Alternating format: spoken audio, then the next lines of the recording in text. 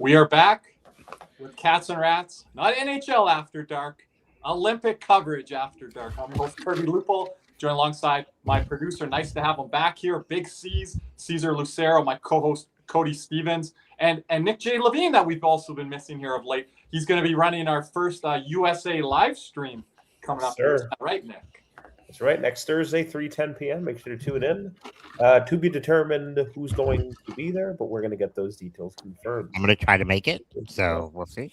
I have on with me for the Canada-Czechia live stream our guy, moderator, Canadian Ryan. We're going to have Ben from Wales from overseas dropping by. Might have our boy Ryburn as well. So, Cody, I don't know if you're going to be around for the live stream, but I assume you'll be in the chat and stuff like that. We'll see, depending on the work schedule. So, yeah. I just confirmed with you, Kirby. I'll be on that one with you as well. So. Oh, okay. I love to hear it there. But guys, we want to start right away here, or do we have anything to comment here off the top? Not much. Just kicking off the Olympic action. We're all so excited about it. I got the buzz now with the opening ceremony, seeing Snoop Dogg there with Jamaica. Shout out to Calgary during the NBC. I saw that. Opening games. That was nice to hear on NBC cover. I watched the NBC and the Sportsnet opening day coverage, so nice to see that there. USA starting off well here with some, I guess in mixed doubles. I heard in curling. Both guys. I want to get into later the women's game right now. I don't understand why it's not catching up to where curling is at. We can get into that later. Hey, I've been watching curling all day. The last couple of days. Everyone's been watching curling and letting me know. So, curling's kind of in my family. So I'll get into it a little bit more here as it goes along. Curling's so long with the qualification round, and when it gets to the medal games are something else. So yeah, we're watching a little bit of it here in the question. If we created our own Cats and Rats curling team, do I get to be the stone and you guys just push me down the little ice? I don't know how the hell we get you to stop. No, I want you to be the skip. Be the skip, and you're yelling at us, hurry hard, sweep. You're yelling at Nick, sweep. I'd rather Caesar be on the bobsled team. Can you be on the loose team, Caesar? Or we just throw you down. There we go. Three of us just whip you. I'm like, Nick, that was a little hard there. Sorry, coach. Just push Caesar to the damn stands. Oh man. Oh god. I love it. Now back to reality here. So let's kind of get a look of the Olympics here. Are starting here in a few days, and starting off with the participating countries, we got Group A: Canada, Switzerland, Czechia, and France. Group B: Finland, Sweden, Slovakia, and Italy. And starting off in Group C: USA, Germany, Latvia, okay, and Denmark. So, gentlemen, what do you guys think of the group so far? Well, Group A is definitely the most competitive because go ahead, Cody. There's a world of all four teams kind of making it into that top two. Group B, I think it's really just three teams, and Group C, really about two teams.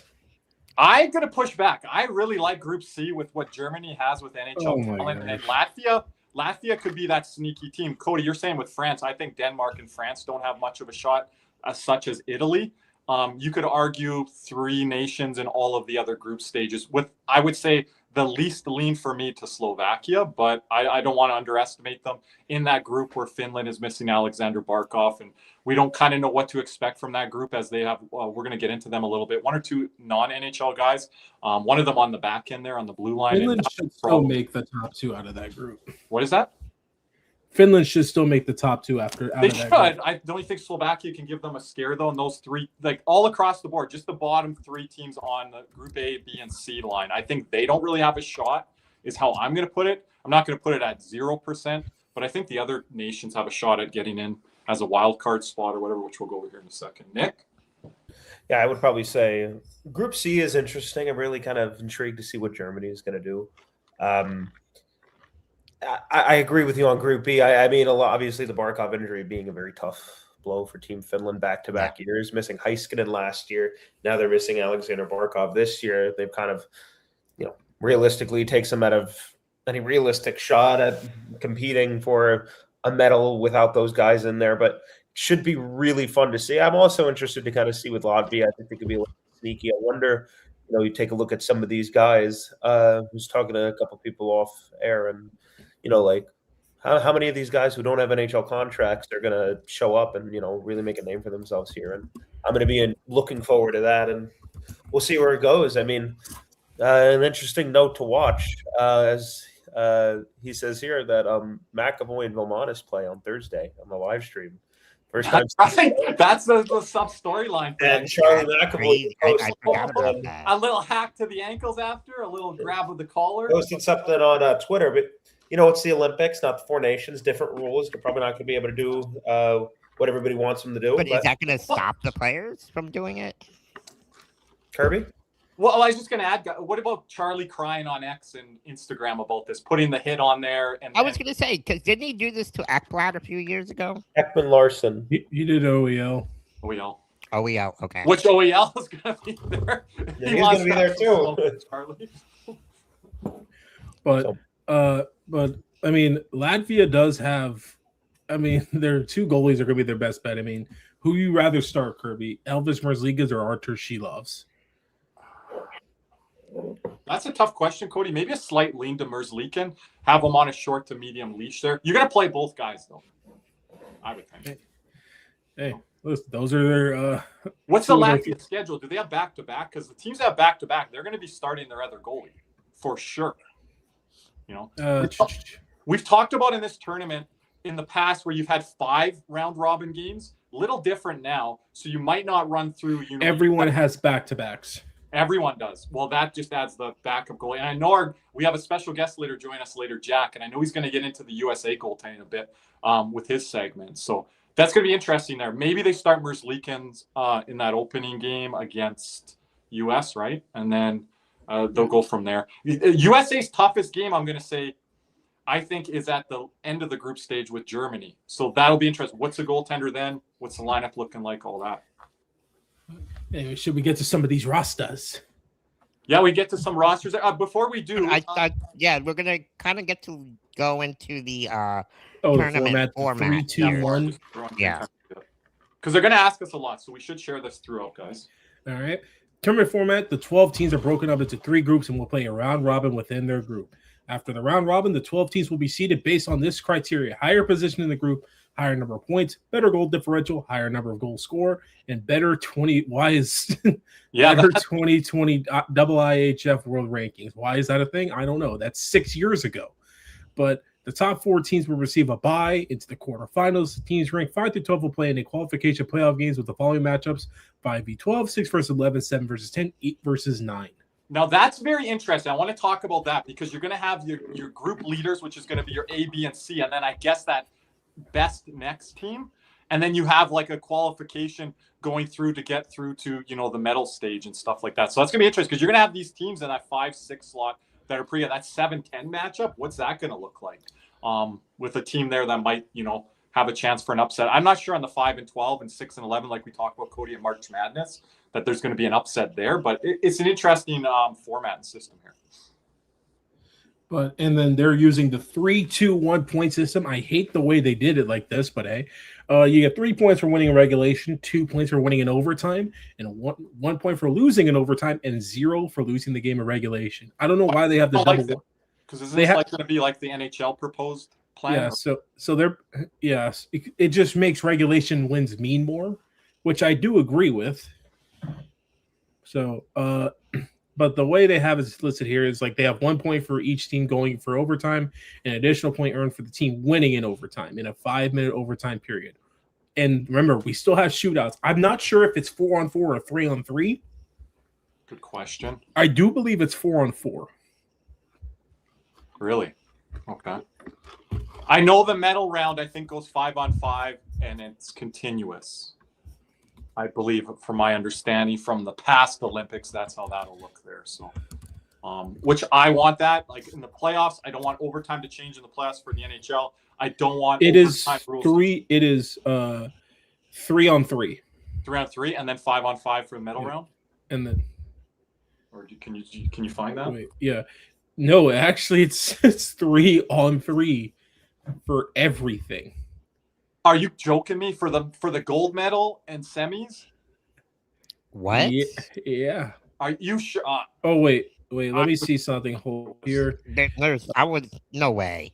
No way. Not for the gold The medal. quarterfinal and semifinal rounds will follow a slightly longer overtime format. It'll feature 10 minutes of 3-on-3 sudden death hockey. If still tied after overtime, a shootout follows using the same 5-shooter system to determine the winner. Basically, how the 5-shooter system works in Olympic shootouts is you pick 5 guys to shoot.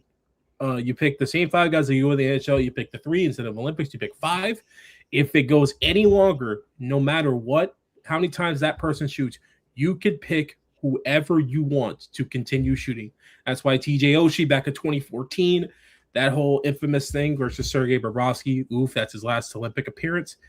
And then they used to do that in the World Juniors with Jonathan Toews doing like 5 shots as well in the shootout against USA. And then the rule changes for medal games. For both the bronze and gold medal matchups, overtime consists of a full 20 minutes of 3-on-3. What? Are you serious? Oh, this is the first time I'm hearing this. What? People are going to lose their minds on this. Why? Yes. They've never done this in double IHF. That actually may favor the U.S. if it does get that far. Well, hey, Nick, I'm throwing Mitch Marner over the boards. There you got go. no choice. Big-time game. You've been benched all game for turning the puck over. Hey, I kind of like it. No, but I don't. I think it's Mickey Mouse. But that favors the U.S. so much more because the U.S. has the better overtime defenseman.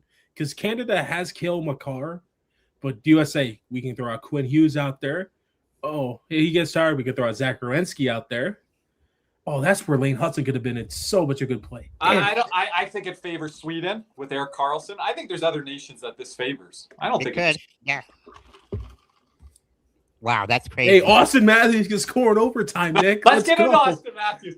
Cody, you said the other night he's going to score a hat trick. Nick? Yeah, I felt like a fucking Leafs fan watching Team USA last year. It sucked. I'll tell you that right now. Look, at the end of the day, I just think when you take a look at Team Canada, particularly when it comes to the forward core, I know there's been conversations about them and Ned and them on the back end. There's Connor McDavid, there's Sidney Crosby, there's Nathan McKinnon. You could argue maybe like a Macklin Celebrini, whatever. There's Auston Matthews would be the 3rd, maybe 4th best forward on Team Canada. Matthews? Yeah. Where do you put him with Celebrini this year? Where do you put him with Celebrini? I still think I have him above Celebrini. Well, point being, we got to go down the list pretty far before we get to Auston Matthews being the best player on the ice. And last year, I mean, there's a couple of different things. Number one, the health. He's been a lot better of late. He's been healthy. There's kind of been some subsided noise on that. Look, he's played very good hockey the last month. Again, last year in 4 Nations, it's very disappointing. Very, very disappointing. I mean, it was Jake Gensel and Matt Boldy. JT Miller, by the way, was awful last year too. So you have Auston Matthews and Jack Hughes. Junk rocked by Parayko. You have Jack Hughes and Auston Matthews being complete no-shows, and you have Jake Gensel and Brady Tkachuk having to go up against Connor McDavid, Nathan McKinnon, Sidney Crosby, Macklin Celebrini. I mean, it's just there seems to be a different type of, I don't want to say dog mentality, but kind of dog mentality when it comes to Canada. And, I think Matthew Tkachuk's going to have to lead the group. I also am curious to see how the centers shake out. Is it going to be Jack Hughes down the middle of the ice? They started that last year. I don't think they're going to continue it this year. I know they moved into the wing. Is Auston Matthews, where exactly in the lineup does he fit? You can honestly make a case to move Jack Eichel up to the first line. There's even a case for Dylan Larkin to be there. So I just think we're getting to names now that, RC for the 321, the Olympic point system. Cody said he didn't like it, and he switched right away after. He said it's fine. What? I said I like that point system. What? You said right away when you read it, I don't like it. No, I said I like it. I heard different, but okay. We'll roll the tapes back later. But anyway, we're... But go ahead. I interrupted Nick there, and with the thank you very much there, RC. Go ahead, Nick. You take a look down the lineup here for Canada, and I just think you take a look. the forward core compared to the forward core of America, it's Dylan Larkin, it's Jack Eichel, it's Jake Gensel. You're going to have those guys who were your best players at Four Nations last year, arguably, and they have to go up against the likes of the McDavids, the Crosbys, the McKinnons. I don't know. I think that you're really going to need a guy like Auston Matthews and Jack Hughes to really step up and be the number one overall pick, the superstar, the USA superstar they were, and they just haven't.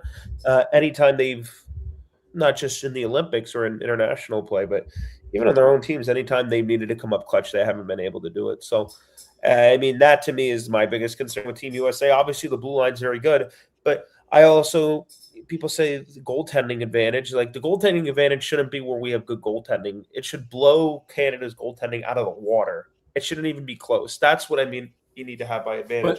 But here's the thing: we haven't been able to take advantage of it. So we'll see. I was a lot higher on USA last year than I am this just year. To jump in, the one advantage USA does have over Canada in the center position. USA has better defensive centers based off that lineup Caesar just showed. 1,000%. Because I don't think so with Crosby and Suzuki if they're down the middle. Because you have Jack Eichel, Auston Matthews. Vincent Trocheck is a good defensive center. Yes. Thompson's the only one that's kind of meh. But I'm sorry. I know he's having a great year. Brock Nelson, like, comparative to who you're going to be playing against, it's just, I don't know. I mean, maybe you're going to have a Tage Thompson really take a step up. I'm hoping for that. Matthew Tkachuk and Brady Tkachuk were outstanding. Obviously, they have Jack Hughes as a scratch in this one?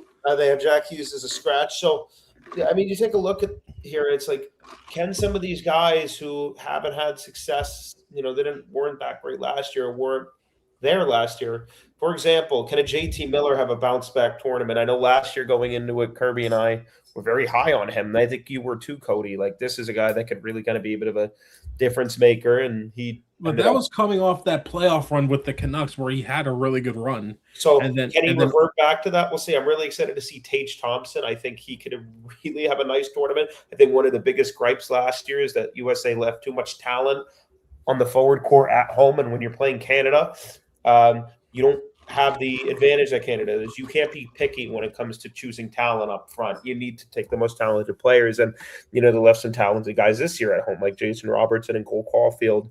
For guys like Brock Nelson, JT Miller, Vincent Trocheck. I know those guys are centers, but you can't tell me that all three of them there couldn't have been some mixing and matching there. But it's going to be interesting to see for sure. Clayton Keller, Tage Thompson. I'm really interested to see if they can provide a little bit more of an offensive spark in the lineup here. They weren't able to make it. They weren't even selected last year, so that's going to be cool to see. Kyle Connor is also an interesting one. Scratched in the gold medal game last year. He was god-awful. God-awful. I mean, I don't know. I mean, you leave a lot of talent in the press box there despite not having a great tournament. Again, I think the biggest worry for me is, honestly, the talent disparity up front. I mean, and then if the top guys aren't going to produce further down the lineup, it's Brock Nelson, it's JT Miller. Are they going to produce? And if they do, is it going to be enough? I don't know. Where we do potentially have the advantages, I do like the blue line. Jackson Lacombe is in for Seth Jones. There is no Adam Fox. Noah Hannafin is back at the tournament. I thought that was a little bit of an odd choice. But take a look here, and I wasn't a huge fan of the Brock Faber. I had him on my team. You guys, I don't think. I wasn't a huge fan of that, but we know Billy Guerin's the GM. He's going to pick who he wants to pick. Quinn Hughes Faber, I think, again, if Faber can play to his potential, playing with a guy like Quinn Hughes could really settle some things down. McAvoy's had a nice year, and Zach Werenski got a lot of puck-moving guys back there, but also guys who are solid in their own end. And Jacob Slavin, who was probably the biggest, not revelation for some people, but a lot of people really came away from that tournament being like, holy shit, this guy's really damn good. And, it's going to be – I'm going to be honest with you. I think at certain points, I know he's going to be playing. Slavin's a left shot, correct, Cody? Yeah, but here's the thing. They're going to have Slavin with Hughes. I think they should have Slavin. That's what's going to have happen because that's going to be your minute munching pair. And you're going to have Faber on the bottom pair, which I think if you could pull up that graphic real quick one more time of the Team USA, I do want to talk about something real quick. Last year, it was a no doubt who's going to be a net. This year, a little bit more of a question here. Connor Hellebuck last year obviously had that phenomenal Vezina Trophy season, hurting Trophy Winnipeg to a President's Trophy, but a down year this year. You've had some really good years from Jake Ottinger and Jeremy Swayman in particular. I personally would start Swayman, wouldn't you guys? Does that they're going to start? Jack's going to come in later with this. Does that? What do they decide to do? Is that more of an open competition now, based off the year that Hellebuck's had, and obviously last year? We obviously also know the big gripe with how he performs in big moments and big games. When you have two talented guys like Jake Ottinger and Jeremy Swayman, who can easily be starting goaltenders for Team USA, they're more than talented enough. The pedigree is there. That is an open competition, and that so you're going to have to really take advantage with the back end. Hopefully, we can find something in that. I think it's going to be interesting to see, but on the back end, I think we have a little bit better depth there than maybe Canada does. Although last year they constructed it very similarly as they did this year, and they had no problem. And you have the puck moving ability. Last year we didn't have Charlie McAvoy, and then Quinn Hughes wasn't there. We really got our depth tested. So having some of those puck moving dynamic guys on the back end to counteract what Canada has on an advantage up front could be interesting. I'm kind of looking for big tournaments from Zach Werenski and Quinn Hughes there. And then hopefully a guy like Auston Matthews can play like Auston Matthews, because if those three things happen, then that's the recipe for success for USA. I just don't know if we could trust Auston Matthews, and health is also a factor too. Hopefully, holy Debbie Downer, just depressing for the Team US of A. Yeah, I mean, let me bring some spunk. I think, no. Let me bring some spunk into this. A lot of credit here. A lot of credit here. Well, let me just say this right now, because you're not going to say anything bad on it, Cody. No, because I'm gonna have confidence in my damn team. Well, I respect Nick talking on both sides, and right there, I think that was 70-80% glowingly. Cody, they're not the favorites here. They're not. It's going to be Canada until they last year. Now look, because I heard it before last year coming in. They have a dynamic blue line. They have a lot of good options in net. They have a lot of ceiling up front. If guys like Tage Thompson, the Kachuk brothers, Auston Matthews, a Kyle Connor get going, well, then you have some really high-end firepower up front. Yeah. You have a dynamic blue line. I'm those higher guys than, up front. They didn't perform last year. I'm higher than Connor and Auston Matthews. Are they? I'm higher on them this year because I wasn't high as. Tell us why you think Auston Matthews you're high on this year. What has he proven? I'm high on the team, Kirby. I'm high on the team, Kirby, because what did I say last year was going to be the biggest vice for Team USA? You just said you're high on the team because you're the best down the middle of the ice. No, I'm high on the team because now they have best on best experience. Now they have that experience because remember, all these guys were drafted after there was no best on best. So this was the first time in their pro careers that they played best on best. USA was picked last year to beat Canada more than they are this year. They have more experience this year. I do. That's why I have more confidence. They understand because you don't think that loss is sticking in their craw from last year. They know it. And if Matthew Tkachuk was fully healthy, I think it's a different game. Did you guys hear what Dan Empty Netter said and other people said? When McDavid's hungry and pissed off, you don't want to be playing that. You don't think we're pissed off? What? Our guys are pissed off because there hasn't been best on best in 12 years, Cody. McKinnon and McDavid haven't even got to play best on best. But you guys already have. You don't think our guys are pissed off? No, I don't think to the level. I don't think to the level of Canada. And it's Crosby's last. I don't know. I'm kind of agreeing with Cody here. I think they're watching Team Canada win last year in Four Nations. Really lit a fire under their asses, and I think they understood come out that. strong. Like Canada had Crosby, Marchand, they had guys that understood it. The USA had no one that understood that, and that was my biggest vice with them last year, and that's why I felt like if they were going to lose, it'd be based off experience. But Cody, you're not saying USA, and Caesar, you can jump in here too. USA gold medal or bust. That's Canada gold medal or bust. I don't think it is gold medal or bust because It's just, I think it's silver or up or bust. I think here's the thing. Well, that's the part well, first of all, the talent is there. It's a matter of if certain things come together for USA, that's where I think that's the key to success. That's where we're able to win. It's the Kyle Connors, the Tage Thompsons, the Auston Matthews. You need the talent up front to play like it. You need them to match Canada. And I'm going to be honest with you. They did do good in Four Nations, though. What? They did well in Four Nations. Yes, but there's a couple of guys like Kyle Connor. But I mean, I'm not going to sit here and tell you that I'm not concerned about maybe an emergence of Macklin Celebrini in a tournament like this. I think, like you said, there's Connor McDavid, Nathan McKinnon, Sidney Crosby, I Well, think I was there's a told lot last of year depth Canada up they front. out, and then But everyone's one like, thing I'll say about Canada, and it didn't bite. I like Canada's goaltending a lot more this year. I'll say I like the Logan Thompsons. I like that kind of with Binnington. I think there's a little bit safer options there. Darcy Kemper, is he good to go for this tournament? I think he is, but for Canada, I think it's Binnington or bust. It has to be Binnington. I think there's a little bit more of a safe floor there. I think there's a bit more of a safe floor there than was last year. You had Aiden Hill and Binnington behind, Aiden Hill and Montembeault behind Binnington.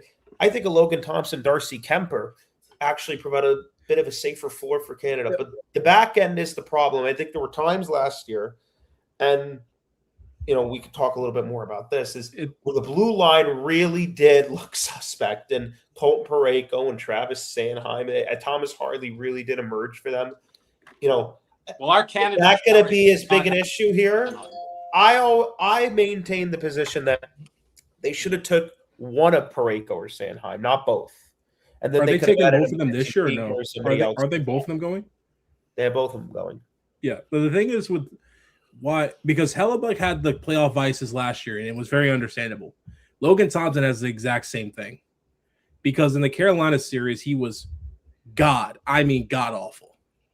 So it's the same vices, but I just think Binnington is that big time goalie.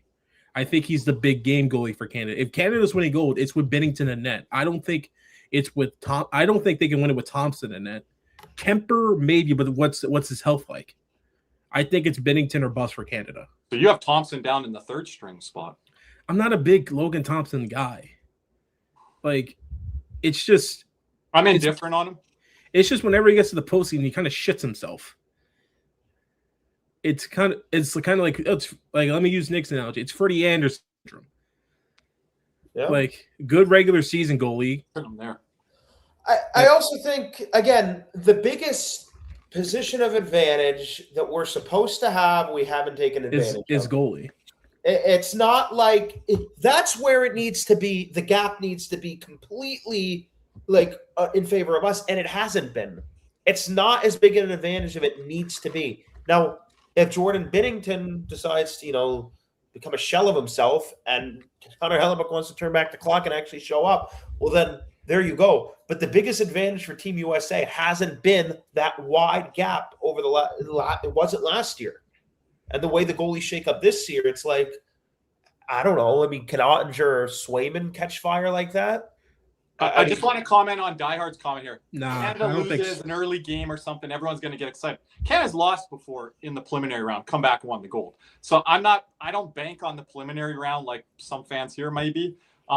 That's fine if you want to predict there's a sweep in the preliminary round. That sets you up nicer for an opponent here, like we just showed there, Caesar off the top, with kind of that 5 versus 12, 6, 11, 7, 10, 8, 9. Sets you up a lot better if you run the table in your group. But it's not the be and end all here. Either, I just want to get your guys' thoughts on that. Is Kirby, Cody, Caesar, like the gap for Team USA, the massive advantage should be goaltender, and it's just not. It should be goaltending and D. It should be. And I think defensively, you can definitely see that, although they got the best defenseman in the world over there in Canada. It's very disappointing. It's very difficult when the goaltending advantage, it's not supposed to be slight advantage. It's supposed to be blow Team Canada out of the water. And it just doesn't. So then let me ask you this, Nick, on Cody, and you can jump in here too, Kirby. In order for the Team USA to win, what kind of game do they have to play? Panthers hockey. I mean, can they do that with the way the rink is set up? With the wide open, the rink is a lot wider than they is. I'm worried about guys like Auston Matthews, Jack Hughes, and Kyle Connor. They need to show up. These are talented players that can score goals and that can show up in big moments that can match Canada's talent when they're playing to the best of their ability. But are they going to do it? I can't bank on that. They have the defensive capabilities to play a Panther-style game of hockey. If you keep clean in front of either Hellebuck, Ottinger, or Swayman, you should be able to win every game you play. And you play. If you play a clean game where you're giving up 20 shots and maybe 1 or 2 high danger chances. You're counting every team, including the medal round, or just. And here's the other thing. Ready? I mean anything. I can think it could be if they play. Ron Cooper was nowhere near the best coach. You could argue outside of that Sweden coach, he was the third best coach in that tournament last year. Hey, it's forced out of his hand now. Point's not, and I like Point, but he hasn't had the best year. But I love Point, and Cirelli's not going to be there, so it's forced out of his hand. And here's the thing: Mike Sullivan did a heck of a job last year, and it still wasn't enough. It still wasn't enough. Is that going to be the same thing this year as John Cooper? I don't know. I don't think so, because everyone thinks it's Canada, USA for sure. This is overseas. This is a different game. I think don't sleep on these other nations. I think we should get to these other nations. There's Germany, there's Sweden, there's a couple of. We need to. I want to talk about Czechia being in a bronze medal game. But I guess right before we get to the other nations really quickly, let's hear a word from our sponsor, Caneswear. Panthers fever is here. Are you geared up? Caneswear in Davie is the place for all your Florida Panthers needs. They have the latest gear for our favorite NHL team. Jerseys, polos, t-shirts, hoodies, hats, and more. Caneswear has you covered. Stop by their store in Davie or at pantherswear.com. Again, that's pantherswear, WEAR.com for all your Panthers gear. And another word from other sponsor, Jeremy Beckham at Beck Sells FLA. Champions don't settle, and neither should you. Let me introduce Jeremy Beckham at Beck Sells FLA, bringing a competitive edge to South Florida luxury real estate. If you want a home that performs in all three zones, location, lifestyle, and long-term value, Jeremy is your power play. The clock is ticking. Let's go for the cup. Reach out now at BeckSellsFLA.com. Thank you, Cody. Just some other housekeeping items here. Appreciate everyone joining Cody and I last night in the members only stream. Shout out to Adonis, aka Aiden, and Diehard for joining us there. If you would like to join us for the next members only stream and have yet to join us, just reach out to me either on Instagram or X. We'll put that at the bottom of the screen there. Make sure you subscribe to this channel, like this video, comment on all our videos. Like I said, we're just kicking off our Olympic coverage here. We're going to have live stream games. We're going to do post-game shows, just like you see here tonight, throughout next week and throughout the rest of the Olympics. We'll give you guys more of a schedule as we go along. Make sure you also upgrade if you can, upgrade your membership, buy a membership, purchase a super chat donation whenever we're live, like now or during our live stream games. We really appreciate that. We got a lot of people helping us behind the scenes on camera, and those donations mean a lot here ahead, because we're going to be producing a lot of hours of content up here ahead. So we really appreciate all that. You can gift a membership to members of the community and access to many other great perks. Here's our giveaway. You guys, this is one of the final chances to get in here. I seen a couple new entries yesterday, Cody. And Cody, maybe if you can get that ready here in a second, just walk everyone through this like we did on the members only stream. That would be great if you can get that for me here in a second. So again, we have about 5 or 6 people of the 20 plus members. So we'd like to see some more entries here from all of you. So make sure to predict the Olympic hockey gold medal standings. If you predict it correctly, you could win this extra large Team USA jersey, courtesy of Jose Navy Knoll, a member in our community here, who is donating this lovely jersey. Post your predictions there. And as well, Cody, Nick, Caesar, and I, we're going to share our predictions a little bit later. If one of us wins, we will donate it to a member in the community. So we will post our predictions here in a little bit. We'll wait on that after we go through all the Caesar. Cody, can you share that kind of? I don't have it pulled up, but I can walk them through really quickly. If you go to on your YouTube, wherever it's your iPhone, laptop, or iPad, you click on our channel and you scroll where it says the bar that says videos and home, whatever the case may be, wherever that is. You scroll all the way over to our post. You click on our post. If you're a member, it will pop up for you because it is a members only message. You scroll down and it'll be it'll be your third message down. And some people are saying they don't see the messages, Cody. There's some weird filter thing. Go to the post. Right. Yeah. Go to the post. It's not like, I know Kirby's been saying chat and has been kind of confusing everybody. Think it's like a group chat. It's a post. It just says post. It just scrolls to that third one down, and it'll be right there. You comment your prediction right before we get this kicked off.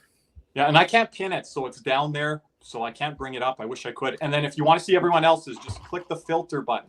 It'll show you everyone else's predictions, because people are saying they don't see it. You just got to click that button. Yep. So it's in the YouTube on the post, right, guys? Yeah. Yes, yeah, under post. Only side, the green. Yeah. But anyway, we're moving on to Finland. The Finnish roster right here. that Caesar has pulled up for us, I believe. Yes. I was just gonna show him how to get. I'd just like to say, shout out Caesar. So- I love the new Olympic style. Yeah, shout out to Do you want to Steve. hear the story from him on that? Oh yeah. So real quick, the commissioner from the Junior Hockey League Association sent me a whole bunch of stuff. So shouts out to him and the Junior Hockey Commissioner. I was like, you know what? I don't have any USA gear, which I'll be getting this weekend. So might as well represent. I might have to get some. Well, I'm getting my jersey this weekend. I might have to buy a jersey, but I love the banner we got going on here. I was gotta say this, fellow Italian, Andrea Bocelli was absolutely fucking phenomenal last night. Incredible. I know Kirby was crying in that fucking chair right now. Look, Kirby and I spent a few hours the other night trying to get our our overlays and our backgrounds and everything. That goes to tell you guys what we do behind the scenes. So every membership that we get, every super chat that we get, we really appreciate it. Yep. It definitely helps us out. We do this on an everyday basis. Kirby's always on Instagram, posting things for you guys. Nick behind the scenes, getting the back. Yeah, Nick did our graphic that we're going to see here later. Yeah, so Nick's that stuff. Always coming on here with us, joining us, ad reads, and his knowledge of hockey is incredible. So yeah, we really appreciate everybody out there listening to us. We couldn't have done it without you, and we really appreciate the memberships and the super chat. Thank you for saying that. Appreciate it. Yeah. So as we take a look at Team Finland here, a notable omission from the list, Alexander Barkov will not be playing, obviously. If you guys didn't hear, he tore his ACL a couple months ago. I'm sure we... I heard it about Lindsey Vonn about 10 Yeah. Hey, you know what's crazy? Because, I think I said this in the private chat. Have you guys seen Micah Parsons rolling around in a freaking scooter? Yep. Yeah, Barkov is walking 2 weeks after surgery. Does that tell you how incredible these hockey players are, or what? I try to tell you about Barkov. It's 3 words. Russian machine don't break. I knew Cody was going to say that. So, I said to our boy Duffy. I mean, literally, Parsons had his surgery 2 months ago. Yeah. Or a month ago. Quit dunking on your former star, but I'm just saying, bro. I think there's a little saltiness right there. But looking at the Finland lineup right here, it's a big omission with Alexander Barkov. Now Rope Hintz fills into that 1C spot as of right now. Sebastian Aho, Anton Lundell, Eric Holla filling out the center positions. Look at the wingers, the big guy for him, Mr. Mikko Rantanen. And before we go, shout out to Cody's former roommate, Derek's in the chat. That's not even my roommate, but hey. Or former buddy, whatever it is. I went to high school with him, so. Big fan of who? He was your roommate last year. No. Different Derek. Just sworn. That was I graduated high school with him. But but you have Mikko Rantanen, the big gun for Finland, then Mikael Granlund, Arturi Lehkonen, Oliver Kapanen now making his Olympic debut, having a really good year over there. Yes, with Montreal. And we got our boy Etu with Lundell, they're staples for life. And you have Teuvo Teravainen, Joel Kiviranta. He's drunker than hell right now too, and I already know it. But you have Joel Kiviranta, Eric Holla, Eli Tolvanen. Extras are Yoel or Mia Kapokako. The defenseman, it's the Dallas duo of Miro Heiskanen and Esa Lundell. And then you have Nico Mikkola with Rasmus Ristolainen. And then former NHLer Mikko Lehtinen over there in Zurich playing for the Lions with Nicholas Manton-Paulo of the Ottawa Senators. Is Manton-Paulo on the Senators anymore? I'm pretty sure he is. I don't think he is. Look it up. He's in the NHL somewhere. Not but sure. Well, he asked Ottawa. But he was in the Four Nations last year, and he was over his head. But he gave it his all. I'll give him credit, the effort. And he added some grit and tenacity. Oh, he is there, I guess. I didn't even know that. Is he there? Yeah.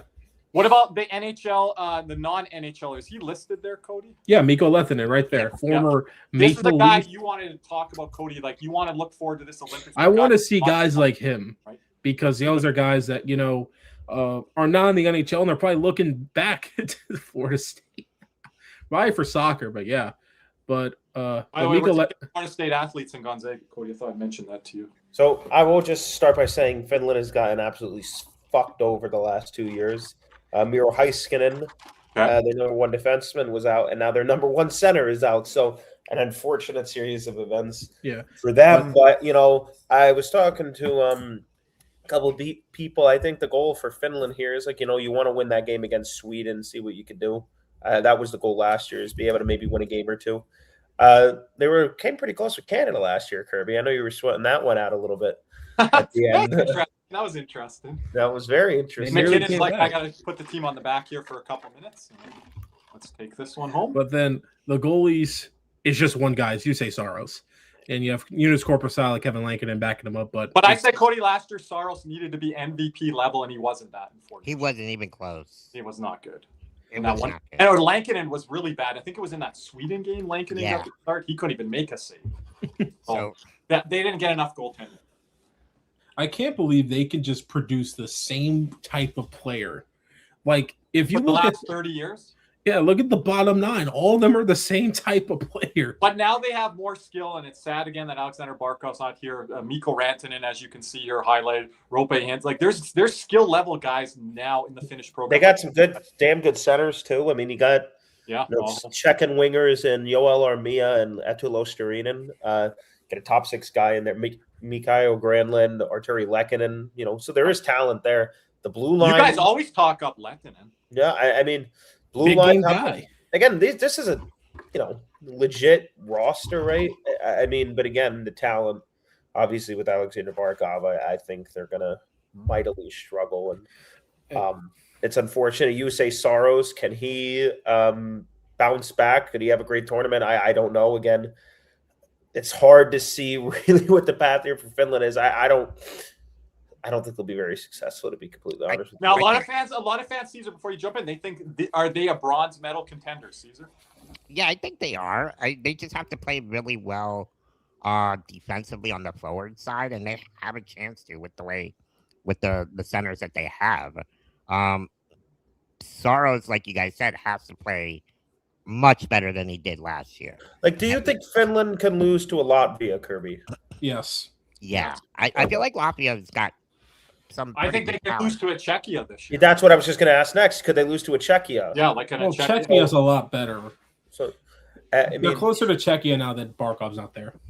So I mean, you kind of, I'm starting to count, and there'd be 4, 5, 6, the next number, amount of teams that I'd potentially have ahead of them. Then it's been really disappointing, but last year I think. They didn't have the worst coach. The worst coach we'll talk about in a little bit. Hopefully he's not the same one. I don't have much to say on the Finnish coach, but I do on the other side.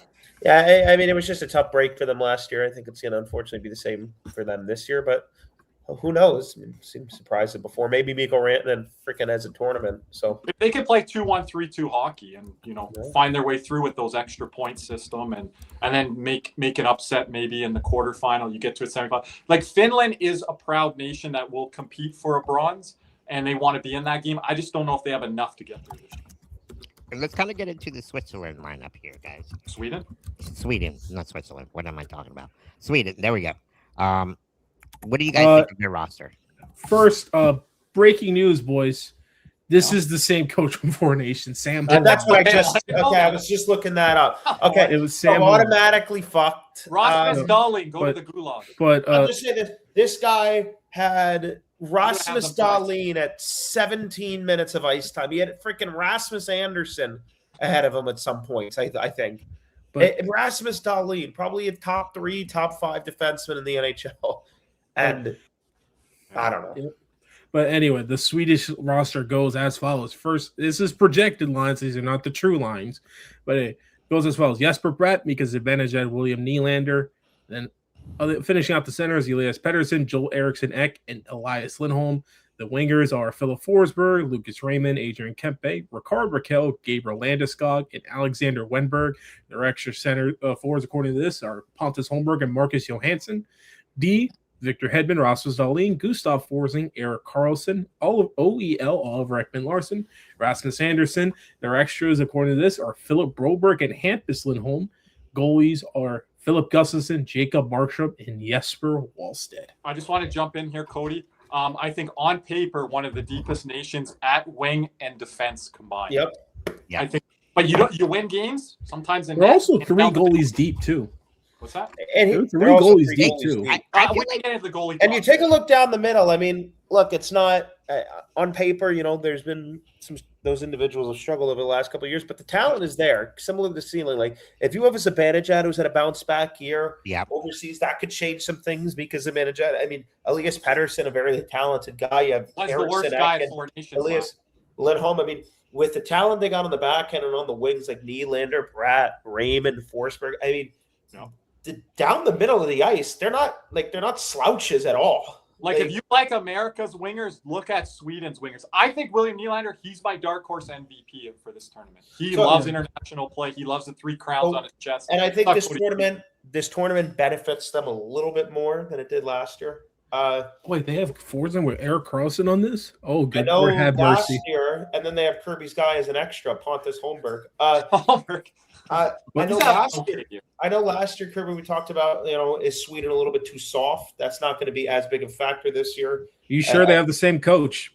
They do have the coach. Why are you saying not as soft? What are you the different tournament, obviously. The style. You don't think the softness will be as big of a factor as it would be at 4 Nations? Big a factor here. Now, if the coach maybe took some classes on maybe watch some NHL games over the last years, he'll be able to. Hey, Peter DeBoer, I know you were not a head coach this year. Can you give me some notes? So I mean, but I'll say that there is an absolute possibility they could get. I think they're a contender for a medal. They could be the surprising team in this whole thing. Well, could they get a silver medal? I wouldn't be shocked if they did. Look, hot take. I don't think this is hot take. There is a world they do win gold. There is a world. Yeah, absolutely. Oh, it's that overseas factor for me is a big one. Because winger wise, there are top 9 wingers. Whew. Now this is an important team to qualify as high as you can. Get that 7-8 opponent, then get to the semifinal. Make a tough matchup there, maybe against the USA, which is They need the 1 seed more than anything to kind of get that bottom feeder out of that round robin match. And again, you go back, look at the first game of the 4 Nations last year. They were very close to beating Canada. I mean, they had a couple of chances in that overtime with Mika Zibanejad, Elias Pettersson. I think Elias Lindholm in front. They had some 2 or 3. That was a great opening tournament game. Really good chances in overtime where if they're able to bury one of them, Canada's not in the gold medal game. But guess what happened from Sweden there? They went downhill after that first. Correct. You lose to Finland, and then everything kind of falls apart, right? So and your boy has a pretty good. Leo Carlson is a huge omission for them here with the injury. Yeah. First best on best kind of experience. But he will be back though. He's on. Yeah. But again, it's kind of interesting to see a couple of years ago, you probably would have thought, okay, well, down the middle of the ice, Zibanejad and Pettersson might be able to compete really strongly for a gold with those guys being top 5, top 10 centers at certain points in the last couple of years. And they fell off pretty hard. And, it obviously diminishes their chances, but there's still a ton of talent. There are no slouches down the middle. They can play. I think they're missing Michael Backlund. And of course you would say that. They are. You know what? I'm going to be honest with you. Over a Pontus Holmberg, I think that probably would have made a lot of sense. They probably want more energy out of the press box or whatever. And that's a letter on New Jersey. Backlund has not been good. So we'll see. And then Landeskog is okay. He is cleared for the Olympics after taking that spill versus Florida early in January. But goaltending wise, you're sure on that, Cody? Yeah, they came out and said it. Okay. But I think goaltending wise, they're one of the few that are 3 deep. And there may not be those 3 may not be as big of names as the other 3, the USA's 3 or maybe even Canada's 3. But all 3 of those guys can win you a game. Speaking of Kirby's guys, and I just want to say they got wingers that can win you a game, and they got guys from the back end that can win you a game. What's that? Anyway, they're missing Jesper Boqvist, Kirby. I noticed. Disregard any comments from them. They're missing your guy Jesper Boqvist, Kirby. Yeah, I saw that. My guy's Adam Boqvist, popcorn boy. Yeah, where's he? He on this defense here. Maybe this coach will throw him in. Probably the D team. He'll probably be the tower Okay, boy. we didn't talk about before we move on the goalies. Cody's like, there's question marks. Markstrom hasn't had a great year. There are question marks. They are. Philip Gustafson, 1 year on, 1 year off. I don't know how he is in the bright lights here. You got a young Wallstat. And who's the guy they left off here, Cody? Olmark. Allmark has been left off. A dumbass photo. But anyway, but who's the next country? No, but does anyone have anything to say? I can see I'm going to be honest with you. Jesper Wallstedt. Keep that name in your mind, Panther fans. Jesper Wallstedt, damn good goalie. I mean, this we're guy. going to Latvia. We're going out. Nick's hitting us off with this coverage here. All right, let me try and My see guy, Ubis Belinskis. No, we don't need to go through the whole lineup. Let's give it a shot here. I mean, normal NHL names. You have Rodrigo Abols, Teddy Bluger, Rudolph Balcers, former Panther. Rudy Balcers. There's Rudy Balcers. Sandis Vilmanis down at the bottom. He deserves that freaking logo right next to his name. There we go. And then we have Uvis Belinskis, and then the two goalies, Elvis Merzlikas and Artur Shilovs. In the comments. Because he's drunker than hell. There, everyone. Our indoor voices. Now everybody's doing it. Everyone's doing it. But then you have but Latvia, they indoor voices, please, because I'm going to be up really bright and early for the Canada game. So please, I bet you are. all caps. but for Latvia, they have been an emerging country the last couple of years. Now, this is the type of team where you could see some NHLers may get a potential out of this, because a lot of guys calling. You've been digging that deep into the Latvian roster, Cody? not really, but Okay. they can make some noise. I don't think they're going to win much. They may win a maybe they can get to the quarterfinals. I think that's probably a big goal for them. But pull off an upset in kind of that quality. Yeah, somewhere. Do what they did. Do what the Latvians always do to Canada in the World Juniors. How much minutes is Belinkas going to play? 32. All of them. Damn right, baby. Let's go. I can't tell you these guys. Score against. You know what would be incredible? I know puck, but I don't know about 80% of these guys. Oh, shout out my team noise. Shout out my boy Zach with the one. What did I say? Momo? Dumbass photo. Momo? Sounds Swedish. Like, it's not Swedish, I can tell you. Dumbass photo, bro. I can't get past Look at these caps going on here. We're losing more control here than a Leafs game. And I don't want Where's our moderator? Where's our moderator? Thank you, Caesar. Where's Brian? Well, if they're tipping us. Cody, that's not going to the Coke Zero Fund. Okay, we're moving on from Latvia. But now we go on to Czechia with NHLers Radek Faksa, Tomáš Hrdal, David Kemp. Where the fuck is Latvia anyway? Okay. Marty Natchez, Andrei Palat, David Pastrnak, Pavel Zacha, who I think is no longer going now because he just got hurt. So who's not going? Pavel Zacha. Oh, okay. And then you have Radko Gudas, former Panther, Filip Hronek, and then the three goalies. I think this is another three former NHL players here: Jan Ruda, Michael Kempny, Radim Simic, David Spacek, Ondrej Kase, Dominic Kubalik. Oh, Kase, he was a former NHLer. I think Tomasek, isn't he the one that just left? No, that's Philip Tomasek. Oh damn! Didn't Ondrej Kase have a lot of concussion problems? Yes. I always got him and Jesper Foss mixed up, but Kase best known for his time with the Ducks. But three NHL goalies. I mean, you know, I think this team is my bronze medal threat. They're going to be in the bronze medal game. I think they're going to be carried from the goaltender position like any team arguably in this tournament. And you have difference makers and Marty Natchez, as Cody calls the light switch. And you've got David Pastrnak, who can take over games similar to William Nylander. And then your goalies, Lucas Dostal, Karel Vejmelka, and Dan Vladar. And Cody, I think that defense is good enough to hold down in a one-game situation. Not a best of 7, maybe not a best of 5. Oh, I missed Kempny. Right? Michael Kempny, former Washington Capital. I mean, you got some Stanley Cup champions on this list. Bastard, as you said. Kempny's there.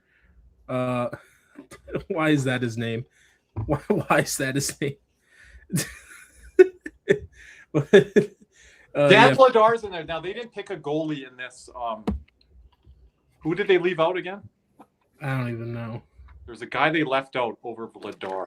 which was surprising. Why am I?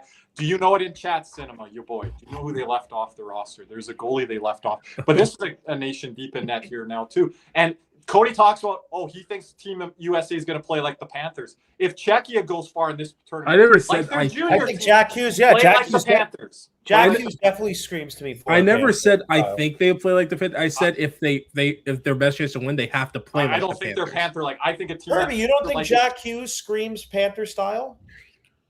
I mean, that's our Verhage. Really? Auston Matthews when the lights are the But, brightest. ladies and gentlemen, We have one more roster. We got one more roster to go over real quick. Yep. Okay. And then we'll bring in. Yeah, because we got his segment. Here. Yeah. We got only one more? Yeah. Well, we don't have just one more, but out of the other two teams. out of the NHLers that we know of, Kirby. I know there's one left. I think I know the one, but okay. Go on, Caesar. Oh, fucking way. What happened? No worried about it. Hold on. We're not giving respect to Switzerland, Cody? I'm going to say, we haven't done Switzerland. No, we'll do Switzerland after, real quick. But this is my bronze medal. Mine horse too. team. I think you just... I think no, hold on. I think you both piggybacked off of me, but I pivoted. I didn't go bronze with them, but you guys were listening to what I was saying on. Germany, you have Leon Draisaitl, JJ Peterka, Lucas Reichel, Joshua Szymanski, Wojciech. Not even going to try on that one. I just know he plays for the Lightning. Tim Stützle, former Panther Nico Sturm, then Moritz Seider on the back end, and then in the goalies, you have Mr. Philip Grubauer. The problem I have here with the bronze medal game, and Ryburn said to you, Cody and Caesar, Germany ain't winning no bronze, is the defense. How many minutes does Seider have to play similar to Belenka? All of them. How about the goaltending? Goaltending, Cody's kind of high on it. Grubauer's having a good year. Is he? I don't even like. And it's different once you put those country colors on. And starts this year. And Leon Draisaitl has the chance. Oh yeah. To carry this team on his back. I don't think he can do what Nylander can, Cody, but there's going to be moments in this tournament. He's going to do similar to what Anze Kopitar did in 2010 in the Vancouver Olympics for Team Slovenia. Yes, I said that. Team Slovenia. He was running circles around best on best competition. And Draisaitl, I think he's even half a notch above Kopitar. So that's not an easy group when you have Germany in your group with Leon Draisaitl. Exactly. And the last group, so they got some talent. But hold on, Caesar. Anything you want to say on Germany, Caesar? No, I just I'm kind of going with them because of my roots. I'm part German, so okay. Oh, I got some German roots, but I am not. I'm going with them because I think Draisaitl is going to have a monster tournament. I know that's why Caesar was picking that. Okay. No, he's got picking up as the German route. Come on. Tournament. What? Hey, Caesar, I got American roots, but I ain't going USA with the gold. We're not talking about gold here. We're talking about medals. We're talking gold. Well, moving on to the next country. Let's go to the next one. I mean, Cody, you did pick Germany, so I mean, I picked it because of the roster. I like Mo Seider and Draisaitl and you guys are both on him. We're gonna see. I think this team's got no chance. Next up, Team Switzer. Kira Schmidt Swiss did not know that. But on Switzerland, you have former NHLer Sven Andrighetto, and then you have Kevin Fiala, Nico Hischier. Then you have Philip Kurashev, former Panther Dennis Mulligan, with a couple former Panthers on here, it looks like. With Timo Meyer here, Nino Niederreiter, and then Pia Suter, finishing out the NHL forwards.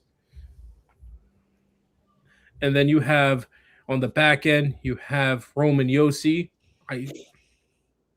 former NHLer Dean Kukan, and then JJ Mosier and Jonas Siegenthaler. And then you have former Panther legend goalie Rito Berra with Akira Schmid. And I don't care who that other guy is because guess what? It don't matter. But that's the Swiss team, and I think this is another dark horse just like any other squad. You really are high on this Group A Canada. Is this because you want to see Canada fall, Cody? Or you really? No, I think they have some like Hischier, Fiala, Meyer, Niederreiter, like those, and then Josi, and with the way Moser's played this year, that's some talent. I know it's we talk about it's going to be officiated different, Cody, but is this a team that kind of gets pushed out here? It could be like that. Like it's a low floor and kind of lower ceiling. What does this mean, Matthew? Hold on. Talk soon. Are you taking a break during the Olympics, or are you going to be joining us? I thought he's joining us, Nick. I'd like to think. That's a long pause there. But anyway, yeah, so that pretty much goes. We haven't gone through Italy, and we're not going to go through Italy. Question: isn't Matt Zuccarello supposed to be Team Switzerland? He's Norwegian. Oh, okay. I could have fucking sworn I've been back and forth with that guy for like. No, Zuccarello is Norwegian. Is he? Well, okay. I thought he was Swiss. First, I thought he was Italian. Then he was Swiss. I don't know. Yeah, Norway, buddy. Norway. Guys, we need an entrance made for our guests coming up here, like we do with Jim Behringer. I think we do. We got to get some videos out here. Maybe his own music. Maybe we could get some footage of him. You know, how about this? Performing in a concert and stuff. How about this? Do this with me now. Like, all I got to do is say his name and he appears. Everybody clap twice for me real quick. Oh, sorry. Oh, my God. Right here, baby. Say his name. Oh, I thought it was red for Canada. No. Wait, you got to show that shirt again. Here we go. Dude, come on. I believe in Joe Hendry. Are you running this fan club? Dude, this guy. So I know all of us are wrestling fans. This guy man, he brought me back to wrestling. I like authentic, like the guy that's just like so over because he won the crowd over, and it's not just like forced, like Triple H nonsense. I love Joe Hendry so much, man, because he's self-made. He's just he's like one of us. He's like blue collar wrestler who just made it. You know what I mean? And from Edinburgh, Scotland. You know, he's just the king, man. I love him. Team great. Cody, I never asked your opinion on Joe Hendry. What do you think of Joe Hendry? He's all right. He's not one of my favorites, but I understand why he's over. That's why I don't like you so much. No, I'm just kidding.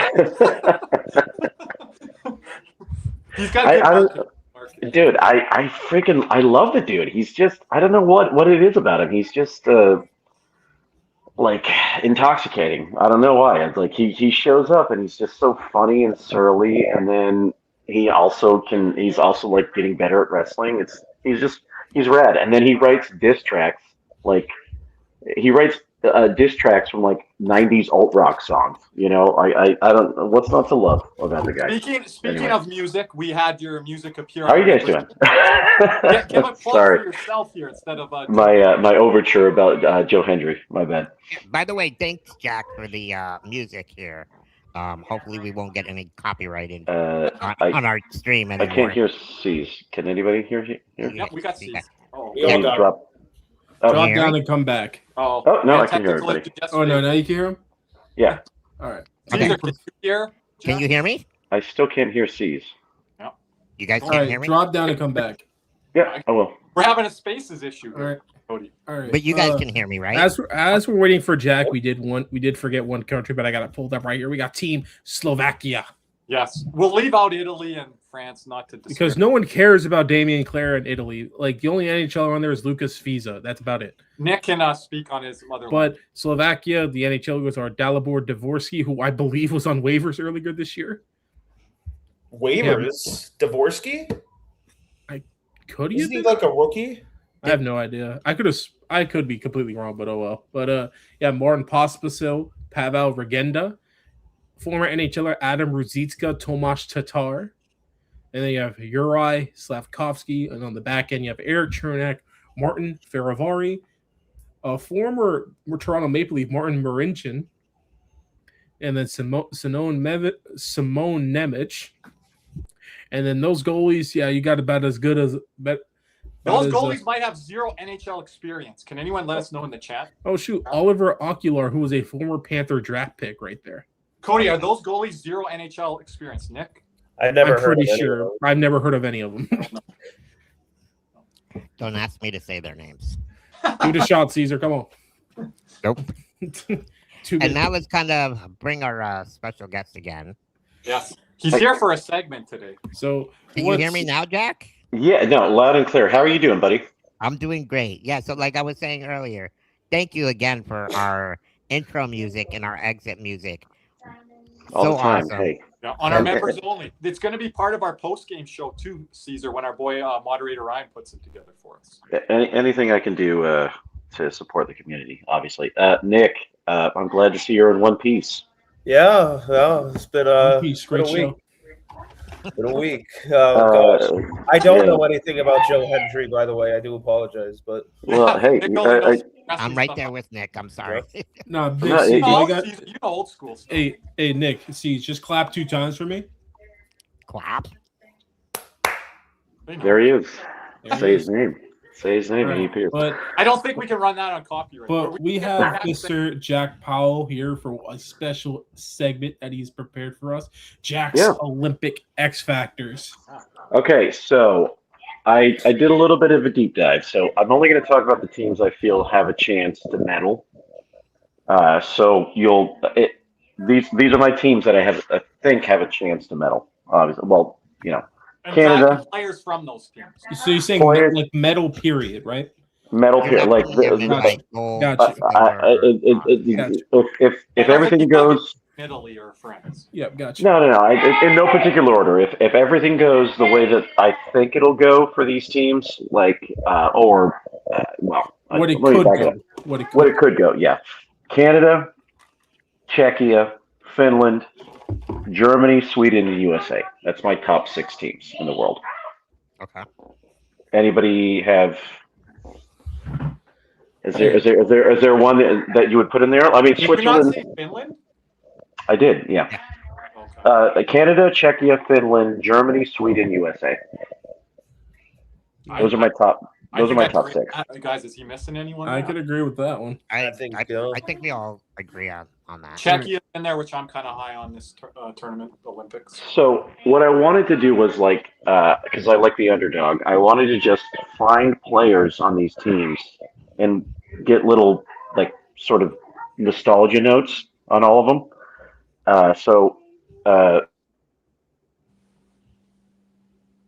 Jack froze. is this like Is this free stack? Is this part of what wait. happens? This is the mannequin challenge. Blooper. 2 nights in a row, Cody. We've had. Look. Jack, I thought we were doing the No, mannequin that's challenge. That's Kirby's face when he sees Ubis Velisquez turn the puck over again. But who were the X Factors? Let's start And he with made an all X Factor team by position. Yeah, so one player from each team that I feel like is going to have that sort of moment that's going to help them get over. You know what I mean? Yep. Who do you want to start with? Let's start with the big guns. Let's do it the US of A first. Oh, this is going to be a long discussion. USA. This is the one I know. And we talked about this earlier, Herb. Jeremy Swayman. Thank you. I could see that one. I could see that. His nickname. He should be the starter. I think he should be the starter. I do too. I absolutely agree with that. His nickname, by the way, does anybody know his nickname? The Bulldog. The Bulldog? The Bulldog. If you didn't know that. And by the way, does anyone know in what state in the United States he was born in? Alaska. Knew that one. Oh, there we go. Okay. Yeah. I thought it was going to trip you guys up. Yeah, Alaska. And by the way, he is the only goaltender currently still playing in the NHL that has 3 fights to his credit. 3 fights. Yeah. Wow. Okay. So I went back. I went back. I wanted to get some little bit of tidbits, but here's okay. So I think he's a top 10 goaltender in the world. Yep. I love the way he plays. He's a left-handed goalie. If we could trade for him tomorrow, I would. If he could be a Florida Panther tomorrow, he would be a perfect Florida Panther, in my opinion. I don't think Boston's getting rid of him, though. No, well, they were a little pissed about the contract that they had to sign up to. But if you told, Nick, I see the little smirk and laugh. No, there's music going on in the background here, and it's absolutely fucking incredible. It's like a DJ next door. Oh, okay. All right. No, but what next year, if it was Bob and Swayman, and Bob's the backup and Swayman's the starter for the Panthers, what do you I thought? wish that could be the case, but Right? You're paying a lot of money in that. Hey, you know how you get the assets to trade for a goalie? Using You, this year. you tank and you use that number one. You fucking tank, and you get a top 10 pick. But anyway, but Swayman, I do agree. I'm not going if I'm giving up. But anyway, but who is? You see that big old flag behind Kirby's head? Who is the X factor for Canada? No, hold on. The Swayman thing. I want Jack to elaborate on that. Jack, what do you think is going to happen this tournament with Swayman? I honestly like. Gonna debate you here, I think. Like I think it's going to happen like what happened years ago with Canada. It's Luongo overtaking what's his name? Oh God, Brodeur. I think it's going to be one of those where it's just going to be one of those games where Hellebuck is just going to get shelled. Is Hellebuck for whatever going reason. to start for the first game? I think he should. I think so. Yeah, I definitely agree with that. Yeah, Each goalie gets a start. Okay. However, I kind of feel like Swayman is like a big, like similar to Binnington in the Four Nations. Like he's that guy where he can just, for whatever reason, the lights are the brightest, he can step up. And I believe in Swayman. I think he's just a stud. He can stand on his head when he needs to. He's ornery. He's one of those guys that's not going to let any type of bullshit sort of sway his game at all. And I really feel like he is going to see time for the United States, like when it matters the most on the ice. That's my opinion. But watch him not start a game just because I spoke it into existence. Cody, you've talked about it being Ottinger pretty much. Yeah, but Swayman having a really good start to this year kind of presses things a bit more now because between the eras, I think is probably the biggest advantage he has because Hellebuck, I think, can get a bit rattled. I do think Ottinger can get rattled as well. Swayman, I just don't see it. I see a little bit stone cold in him. Yeah. And kind of just a third goalie right now. He probably is the third goalie, but I think each goalie gets a start in the all three in the preliminaries. That's a wild take. That doesn't usually happen. It's these guys that we have three top 10 goalies right now. I don't see three goalies starting. It's these guys that roll into these tournaments though, and it's just unless like an injury. Go ahead, whoever the coach is just goes with the guy who's like he knows like this guy's the baddest. Well, you want a goalie in a groove and rhythm. If you're playing three guys, see how you're finding a rhythm. I'm telling you, just have like at some point, medal round or something, Swayman's getting in the net. I have a hunch that he's going to play in the biggest games for the United States. Like I have a feeling because he oozes big time goaltender for me. And any time that anything that matters for Hellebuck, he peters. Yeah, but so it's for big time games, Cody. If Hellebuck's in struggles, the USA is going to have to recover. Yeah, but then what you have also what Ottinger said last year, like winning a cup is number one priority, but number two was to be the number one goalie for Team USA going to these Olympics now. That was on Hockey Night in Canada, I believe, or TNT during the. I'm not going to count last year. Yeah, coming in last year. No, playoffs last year. He said that after Four Nations. And not for nothing, I don't really know if this means anything. You're the goalie guy, Herb. He's a lefty.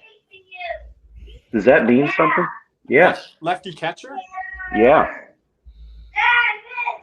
Or righty catcher. Righty catcher.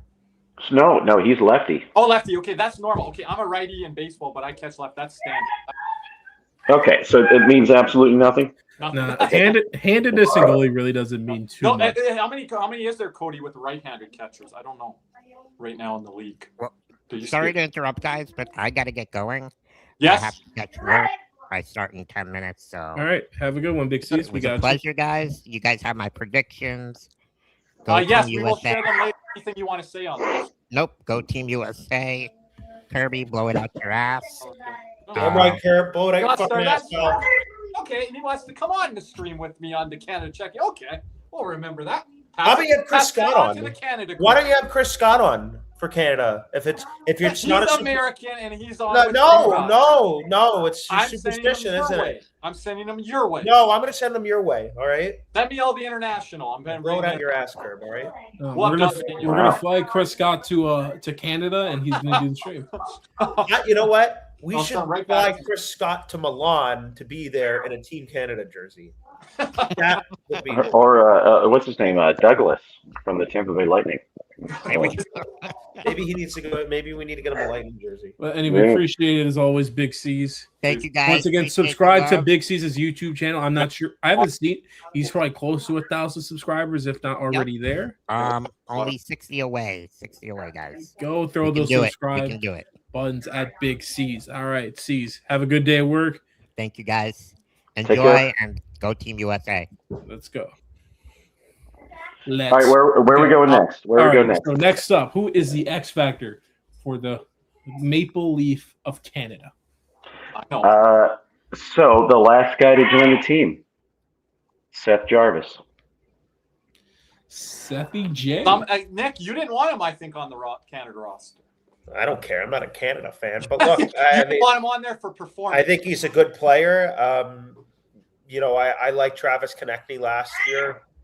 He did not have a great tournament. Seth Jarvis probably was definitely kind of bumped himself the way up. I do think it was an interesting choice there for Braden Point. It's not a center. I know they had those two centers with Point and Cirelli. You take a look. Cirelli is replaced by Sam Bennett. Some people say it's a seamless fit. It's like two of the same player. I don't know. But anyway, you guys want some sort of deep trivia nostalgia on him? On who? On Seth Jarvis. Why not? Do you know how he was acquired by the Carolina Hurricanes? He was drafted by them. Yeah. But how did they acquire the pick to get him? Oh, Nick's good at this sometimes. How did they acquire the pick to get Seth Jarvis? That's something. Does it have something tied into the Leafs?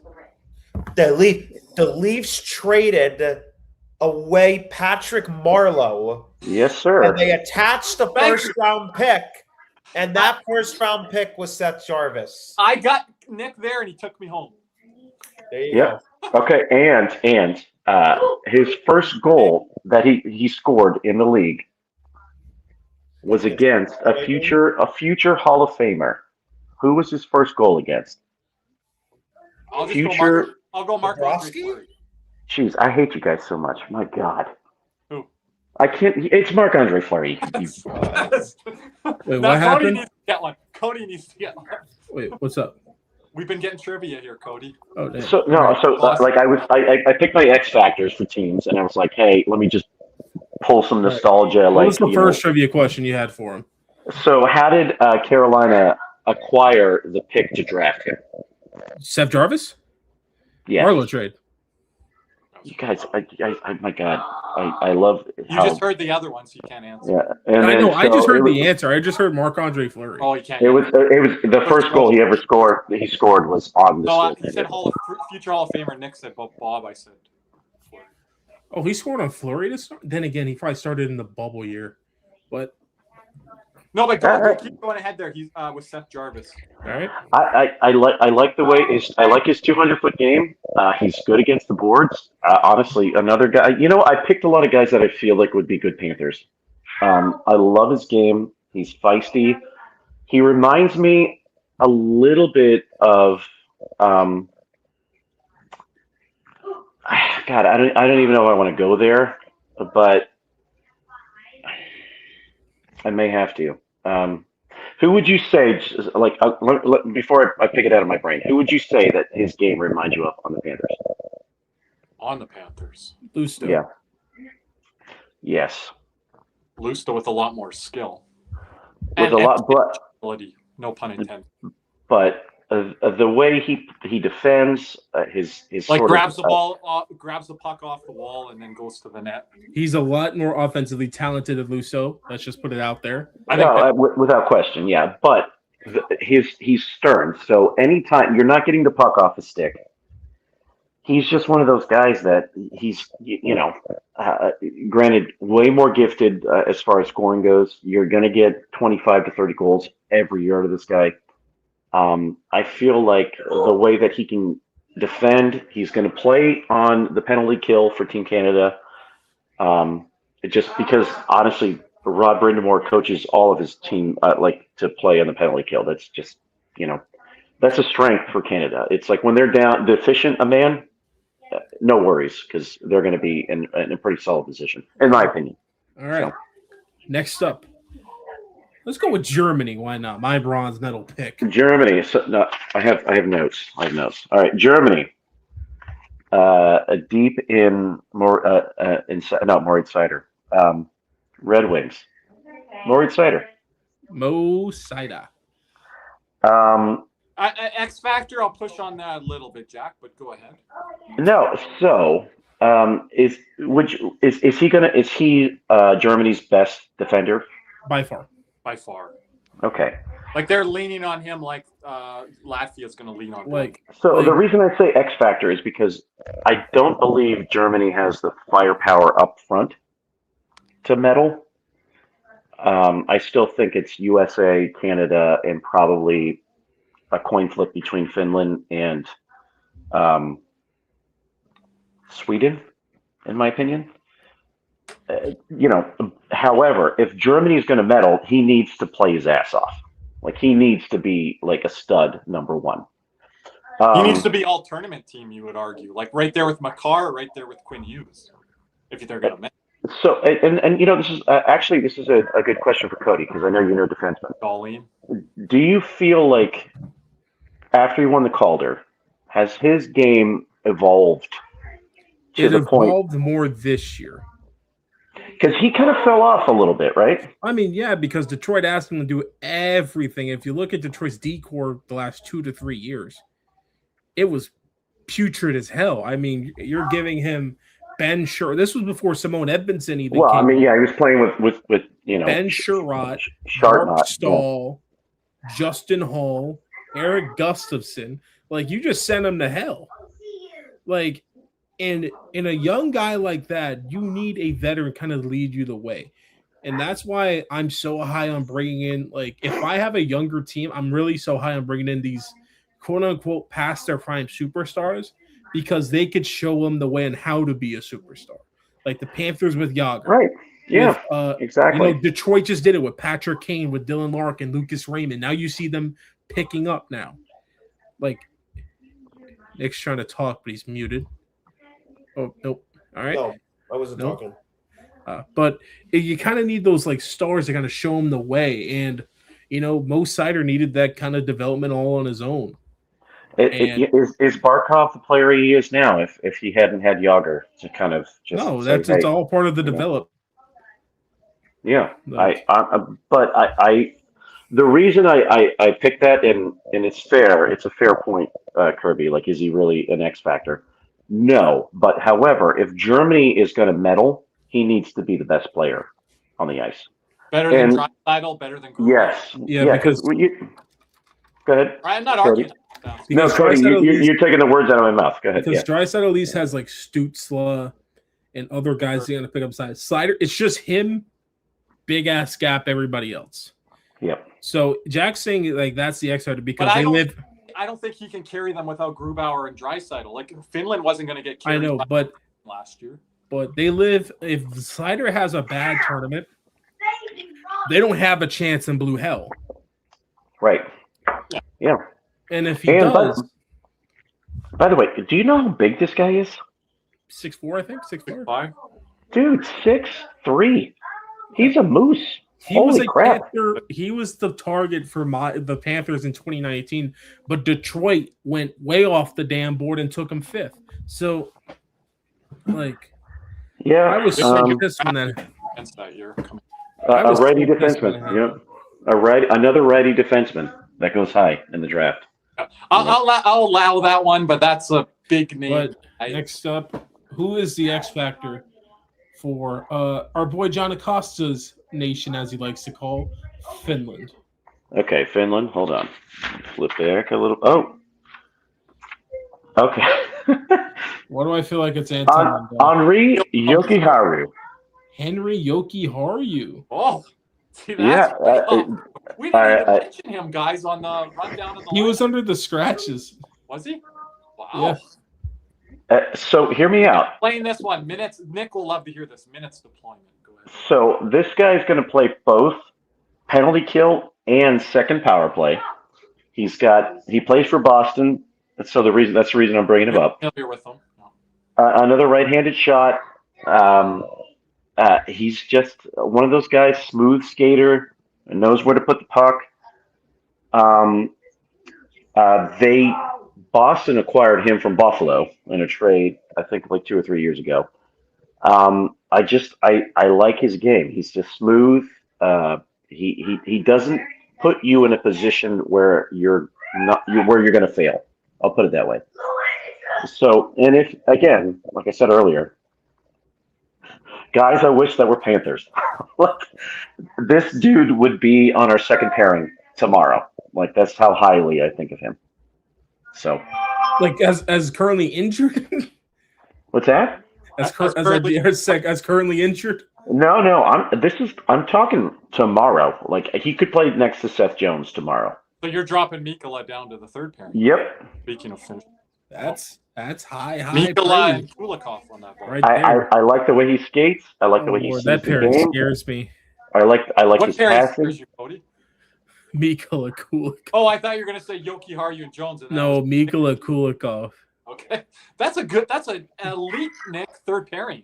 I know, but that's... Yeah, I think Jokiharju Kulikov would be a damn good third pairing. But here's my issue. Those guys like to throw each other at the boards. Those two eat shit harder than any other defenseman I've ever seen. And again, another right-handed shot. So, Well, you could have the chance to play Mikkola with Jokiharju, and maybe in this tournament, you're saying right-handed shot, left, right? Yeah. So he is a right shot, by the way. I'm pretty sure. Those two will probably he'll flip-flop from like first pairing to second pairing. It'll be one of those. Him and Mikkola. So you see those guys as a pairing this tournament? Yeah, definitely, for sure. That's a one off the board, man. Oh. Well, so you gave me shit about Maurice. That's one extreme jack to the other. But anyway, thanks. So 2 defensemen so far, a forward and a goalie, Cody. All right, so he's filling out a whole lineup right now. Let's see. Moving on, I think we have Czechia on deck here? Sure. Rako Gudis. Oh, another guy. Hold on. Did Lex pay you off to say this? Did she do it right off? Imagine a Gudis Kulikov pairing. Lex is in my DMs. Dude, what round was Gudis drafted in, by the way, guys? Oof, that's a good question. That's what we're going to the far back machine here, guys. 6th? Undrafted. I'm going to say he's either later undrafted. I'm not sure. Undrafted. That's what I love about him. Self-made man. Signed him. Self-made man. And guess what? Right-handed shot. Hey Kirby. Love those right-handed shot defense. Which team signed him, Kirby? What, sorry? Which team signed him as an undrafted free agent? Did he play for them? The Tampa Bay Lightning. That's right. He did play for Tampa. He got a 3-year deal with Tampa, and then he played for Washington, and then I think Florida, and now he's there. You go. Yeah. He went. You're up here. I was getting this. Are you pointing to the sponsors that way? I'm pointing to you. Yeah, that's you on my screen. You got me. You got it. So, no, he was Philly for a bit. Then he went to Washington for 1 year for Kempney. No, Niskanen. It was for Niskanen. What? So when was he with Tampa? It was his Tampa? First team was. I have a funny story actually. Go ahead. I was sitting first row at a Tampa Bay Lightning Florida Panther game. It was the same day the Dallas Cowboys lost last second to the Detroit Lions in 2013. Remember when Matthew Stafford did the fake spike and then he snuck in the Calvin Johnson fucking game? Anyway, so we left early. We went to the game. And Radko fucking Gudis lays out a motherfucker right in front of me. And I think I don't know if he dropped the gloves and he started fighting right in front of me. Like, and I just remember being like, wow, that Gudis guy's pretty fucking good. And then a couple of years later, we got him. So wasn't that bad of a player. Dude, when he held the stick of that Toronto defender, and we won game 5 and took Toronto out. It's fucking Cousins. What a run that was. Whose stick did he hold on that play? It does any of those frauds. I don't care about Yarncroke? Yarncroke, I think. Yeah.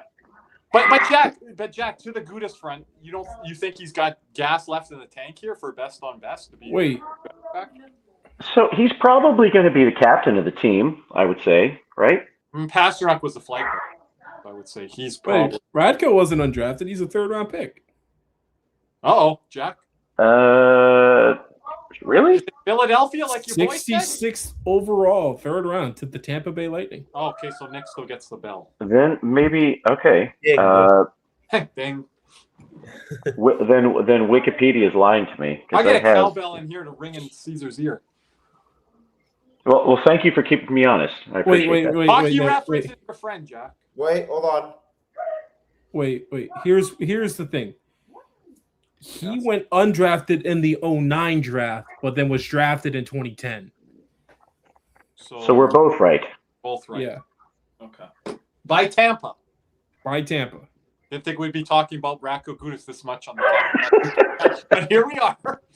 The deep trivia of Radko Gudis. Yeah, I gotta tell Nick to stop There's that. so many of them, Jose. How can I forget? Jose, Nick's guilty for it. Caesar's guilty for it long before I am. I'm guilty at times. Remember Christmas Eve? More than us recently. I miss the guy. I love him. Well, Radko Gudis ending UFA. So this is gonna be interesting. Yoki Haru, Gudis. This is gonna be interesting here. Who's the next? But the last country is. I'm actually blanking on the country. Sweden, isn't it? Sweden, yeah. Sweden. Gustav Forsling. I knew he was going to say it. I knew it. I saw it. Okay, I'm like, this one we can get into a bit. Our boy Aiden's not here today. Our girl Carly's not here today. Leaders of the Gustav Forsling fan club. We're sure on that fan club. So, Gustav Forsling. I mean, back-to-back Cup champion. I think he is a big leader. He beat the hell out of whoever his name was on the Lightning the other night. JJ Moser. He'll be at the Olympics as well. I thought we were done talking about the Panthers. It's Olympic time. I don't want to hear about those games. A lot of Panther connection. Hey, Moser wanted that smoke, by the way. He did. Yeah. He did. And by the way, left-handed shot. And they currently have him paired up with Kirby's favorite guy, Erik Karlsson.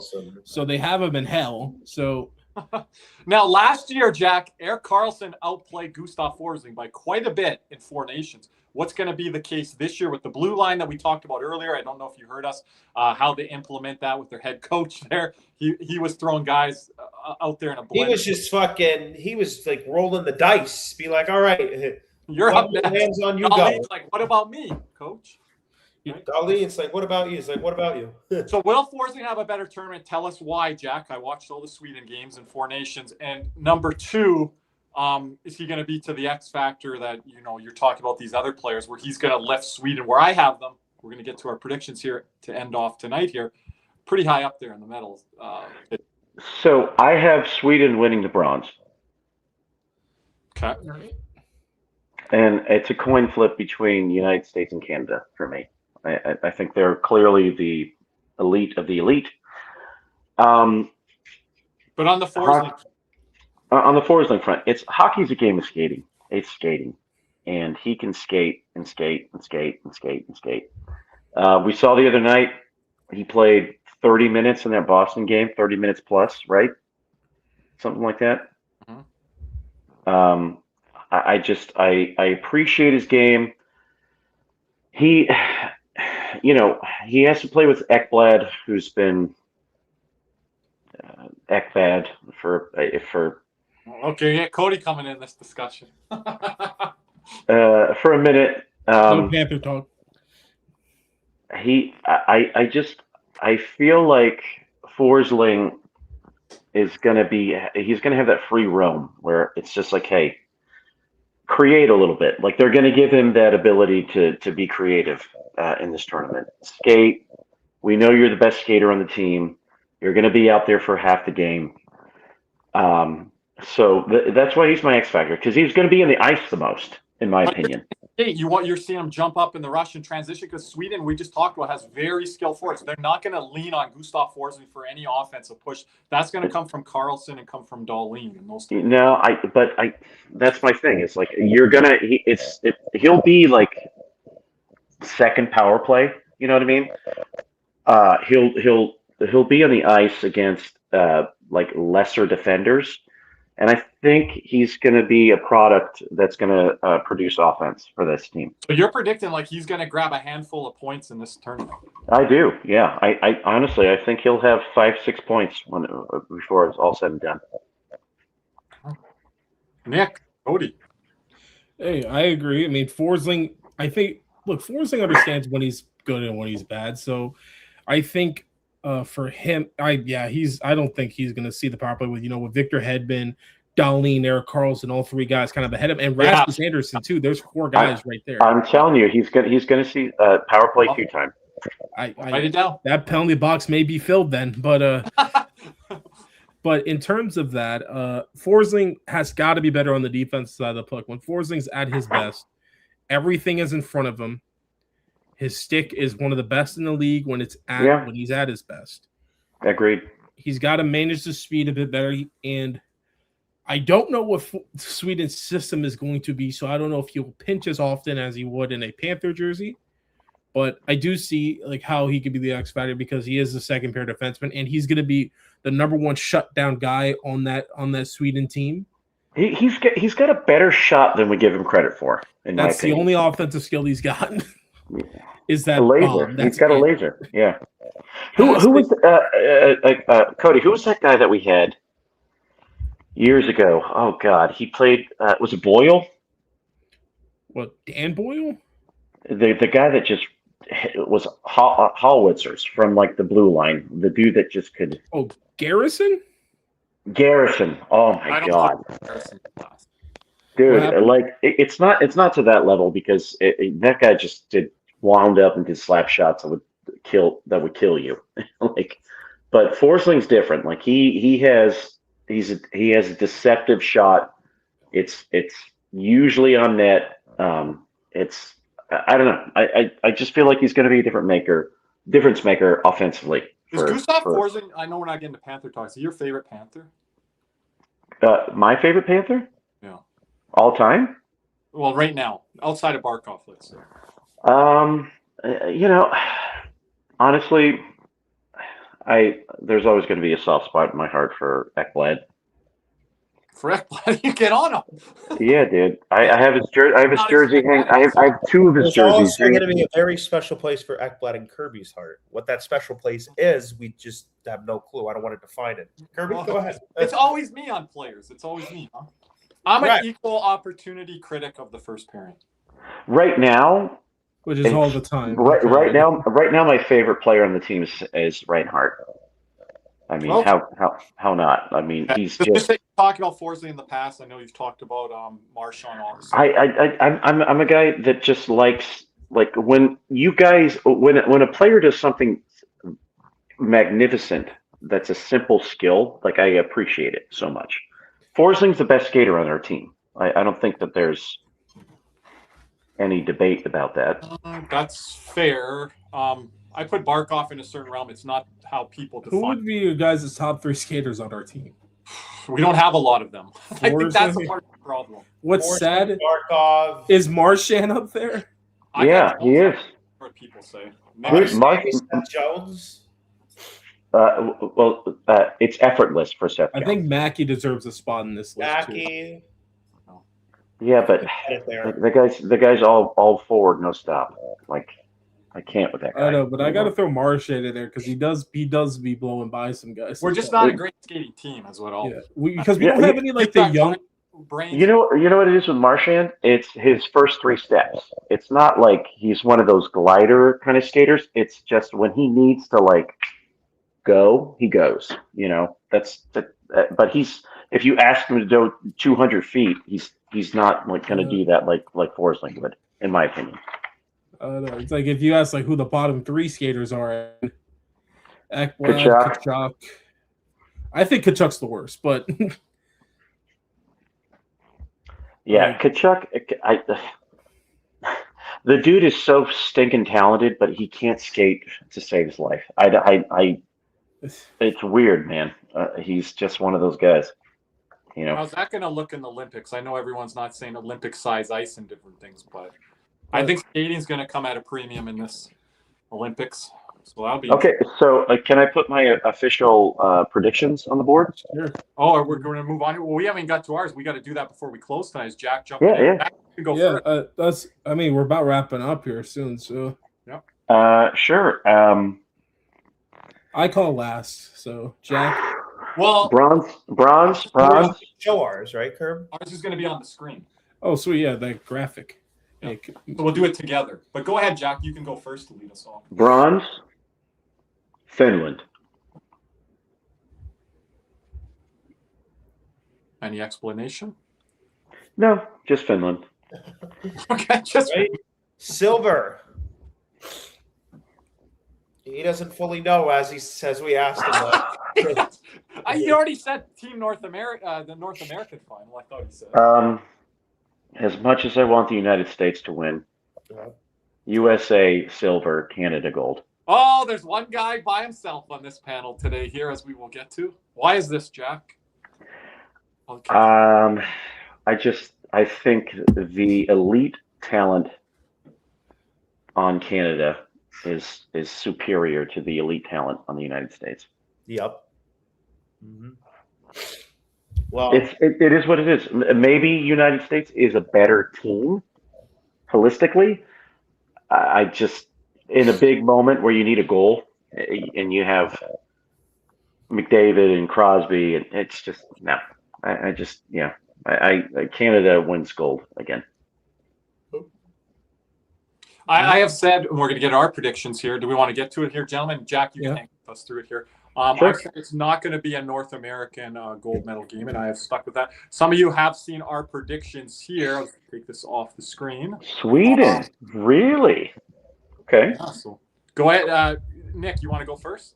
Yeah. Hold on a minute here. Just want to make sure something. Whoa, there you go. So my prediction is that Sweden is going to win bronze. We talked a little bit about their talent. You know, they got some of the best wingers, and that blue line is really deep.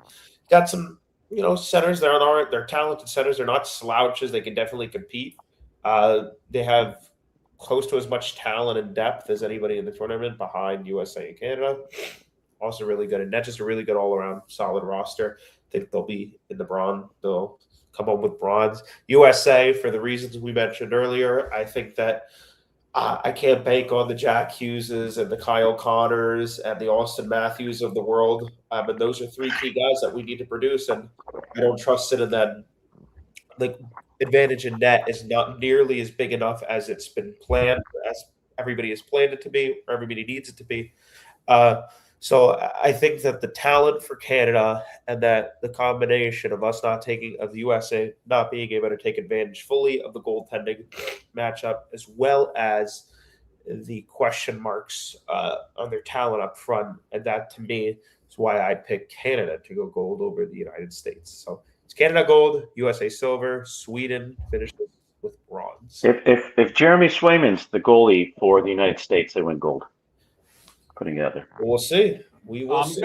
I'm going to add on Caesar since he's not here, and I don't want to speak for him, but I did talk to him a little bit before. We saw it in our production chat, guys, where he had 2 different scenarios. I feel for Caesar, this is more of a heart versus head. Nick, is that fair from what was going on? I mean, I'm going to be honest with you. I'm going to be rooting for the USA. Yeah. But same here. But taking the pick as you think it's going to be. Again, this is my prediction. My prediction is not who I'm rooting for. Yeah. So I don't want to speak for Caesar, but can I say that fairly, Nick? Yeah, I think so. I mean, again, Germany is interesting for sure. Taking a look at that roster a little bit more in depth here tonight. I'm less confident on them than I originally was. I wasn't. Sweden's got some really nice depth there. I also think that the Czechia, also I think David Pastrnak, Kirby, you mentioned, I think Pastrnak can really do some damage there. And, Draisaitl, again, he's an incredible player, but I think he has to do a lot more heavy lifting than some of the other teams who are kind of on the outside looking in here. It'll be interesting. Isn't it going to be interesting watching Draisaitl just sort of drive the team for once outside of McDavid? I'm curious. I'm curious to see. He's done it before. He's won the MVP Hart Trophy without McDavid for the last 15 to 18 games down the stretch. Cody and I bring this up often on post. You know what it is? It's the Crosby Malkin dynamic. But Draisaitl's Cody. I think Draisaitl's done more than Malkin. And I guess I'll just go with my predictions. I have USA winning the gold, with Canada as silver, and Germany I have as my bronze. I did not pick Germany just because that is part of my heritage, like Big C's over there. I picked them because I think the most underrated goalie going into this, and I could be 100% wrong, but I'm just going to go with my gut. I think it's going to be Philip Grubauer, and he's had a bounce back year for Seattle, and I think with those German colors on, Grubauer is a better goaltender. And he is somebody who and remember, Philip Grubauer not too long ago stymied the defending Stanley Cup champion Colorado Avalanche in the first round in 7 games. He was Seattle's best player in that series. And in this type of Olympic tournament, 7 games is all you need. And I think it's Cody, who's going to be the United States best player, in your opinion? I think it's going to be one of Quinn Hughes and or Zach Werenski. Okay. Yeah, I totally agree, Zach. If USA wins, it's going to be the back end driving them. I agree. It's going to be the defense and the goaltending. With Swayman in that, according to John. And then you have a lot of different guys up front. Cody, I wanted to get your thoughts on the particular guys up front. Hughes, Connor, Matthews. You're going to need more from Matthews per se. The way Hughes has been injured, I think he's going to be leaning more towards the bottom 6. Mm-hmm. With Matthews, I think the bringing of Clayton Keller is going to open up some things for him because Keller can get him the puck in certain spots. We just need Matthews to be aggressive and shoot. He could set up other guys as well, but I need Matthews to have that hunger just to score. Who do you see Matthews playing with? Keller, because remember, they've trained a lot when Keller was over there in Arizona, and that's where Matthews is always in the off season. And what other guy? I could probably see maybe a Gensel type, maybe. So he's setting up those guys a bit because those guys are going to shoot and unleash. No, Keller is more of an assist guy. Gensel's a scorer. Yeah, but Gensel, I see Gensel as a crease scorer. He can clean up rebounds. He's good around the net. But you just said you see Matthews setting his line. I want Matthews to shoot a lot more, and then you can have Gensel clean up any rebounds out of front, be a net front presence in front. I can also see him playing with either Brady or Matthew Tkachuk. I don't necessarily want those two on the same line. I thought we were going to see that kind of 4 nations, which I don't think we did, right? An interesting wrinkle would be Brock Faber. Yeah, I think he's the bottom pair D for the USA. I think your number 1 pair should be Quinn Hughes, Jacob Slavin. Jacob Slavin is going to be your defensive stalwart, your shutdown guy, your first guy on the PK at all times. You could pick a Faber for an X Factor, Jack. But again, I think what Cody said, it's going to need the top dogs for USA on the defense there, Hughes and Werenski, to be big. Yeah. I think more Hughes this year than Werenski, but Werenski had a heck of a 4 nations. So I just feel like the United States is going to be defending a lot in this tournament, if that makes any sense. I think they're going to be defending a lot more than 4 nations. That's what I'm saying. So I think he is going to be outside of Swayman, he would have been my next guy that I was like, hey, this is going to be Brock Faber. Yeah, he's going to be an important piece of the blue line. Bizarre when you look at the lineup that they're constructed out there. They left Adam Fox, and then on the Canada side, it's going to be what defense are they kind of deploying? What are they going to try and go for? Because I do see, is Drew Doughty going to start the tournament in the press box, or are they going to lean on his veteranosity and his experience on the bottom pair, which I think could put Canada in trouble if he continues the way he has played. It's back-to-back games, you said, for Canada, right? So I can see one of press box. Yeah, so it could be a mix of everything, and let's add other things. But like I said, I think Canada Canada has all the firepower up front. McKinnon, McDavid, and like Celebrini, Crosby, all those guys. The D does leave a bit to desire. I thought this was the year they would have brought Evan Bouchard in, just because of the fact that I thought he's had a better all-around year, and he is in contention for the Norris this year. Is Taves injured? No, his wife is pregnant. I'm not sure if she's given birth yet. Oh, okay, right. So he's not going to be playing. I'm not sure. I don't know if she's given birth yet. I think he's playing. I don't know. I don't know. No, remember he was on record saying that if that he'll leave. That he will be at the birth of his child, even if he's missing the Olympics. There now is what I'm asking. I'm not sure. We could probably find that on X or something. But Cody, anything else on yours? I haven't got to mine. You know what? What's that, Cody? And then I got Germany winning bronze. I think this is going to be the Leon Draisaitl show. Cody, I'm not against that. Cody, any across the board, any big snub that you think from your top 3 teams that should be on the team? I'm not a big fan of Sweden, but I could see them making it. It's just the play style or whatever the case may be, and I do think that's a team that can become rattled. That's my thing with Finland. I feel like they're just a well-oiled machine that they just kind of will their way to a medal. You know, if I were to see like Germany upsetting Sweden or something, Cody, in the quarter, I just have that feeling because I like Draisaitl, I like Sider. If I were to have another team in bronze, I would probably put Czechia there. Interesting, nice, yeah. Rack of goodness.